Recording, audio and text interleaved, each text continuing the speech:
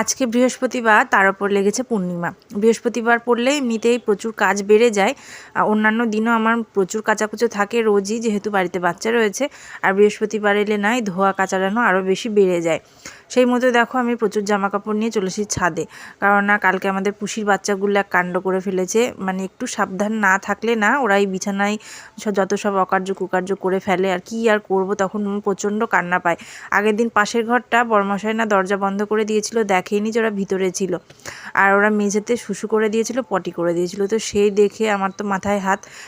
প্রায় দিন ওরাও অনেকটা ছোট ছিল তখন থেকে, তো আমাদের বাড়িতে রয়েছে, যদি আমি নিজে হাতে করে আনিনি। ওর মা প্রেগনেন্ট অবস্থায় আমাদের বাড়িতে এসেছিলো, তো একটু আধটু খেতে দিতাম। তো সেই থেকে মানে ওদের জন্ম দিয়ে ওর মা যে কোথাও উধাও হয়ে গেছে, সেই থেকে আমার কাছেই রয়েছে। আমি খাইয়ে পরিয়ে বড় করেছি। যখন দুষ্টুমি করে তখন প্রচণ্ড রাগ লাগে যে ফেলে দিয়ে আসবো। বরকে বলিও যে তুমি তো নিয়ে যাবে না, ড্রাইভার ভাই যখন যাবে অনেক দূরে গাড়ি নিয়ে, তখন ওই গাড়িতে তুলে দেবো, বলবো ফেলে আসতে। আমার বর আবার কি বলবে জানো, বলবে ড্রাইভার ভাইকে বলবো তোমার বৌদিকেও নিয়ে যেও, বিড়ালের সাথে সাথে তোমার বৌদিকেও ফেলে দিয়ে এসো। এই কথাগুলো নিয়ে দুজনে মিলে মানে আমাকে আরও চটায়। আমি এমনিতেই চটে থাকি ওদের কাণ্ড কারখানা দেখে। আবার এদিকে দেখো ছাদে এসে শুয়ে রয়েছে আমার কাজ বাড়িয়ে দিয়ে। সন্ধ্যাবেলাতে একটু শুয়েছিলাম, তো কম্বল গায়ে দিয়ে তারপর কম্বলটা না জড়ো করে আমি বাইরে চলে গেছি রুটি বানাতে। আটাটা মাখতে গিয়ে আমার খেয়াল পড়েছে ওই যে আমি তো দরজাটা দিইনি, এমনিতে সবসময় দরজাটা দিয়েই যায়। দেখো এবার আরাম করে ঘুমোচ্ছে। আমার যত কাজগুলো সব বাড়িয়ে দিয়েছে।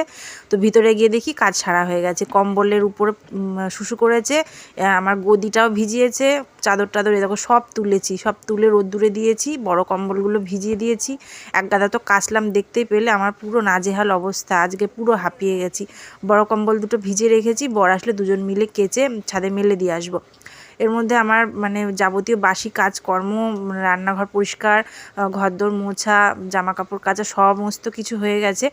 যেহেতু আজকে বৃহস্পতিবার একটু মানে স্পেশালি থাকে, রান্নাঘরটা পুরো ডিপ ক্লিন করতে হয়।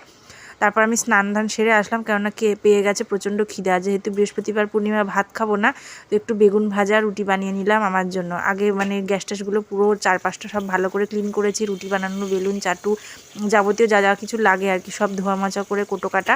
তো রুটি আর বেগুন ভাজাটা বানিয়ে নিয়েছি। এখন একটু গুড় দিয়ে আর এই বেগুন ভাজা রুটিটা আগে খেয়ে পেটটা ঠান্ডা করব, তারপর আমি কিন্তু দুপুরে রান্না সারবো। তো এই হচ্ছে আজকের আমার সারাদিনের রুটিন। আর কি আর করব বলো, বিড়ালগুলো বাড়িতে রয়েছে, না পারছি কিছু বলতে।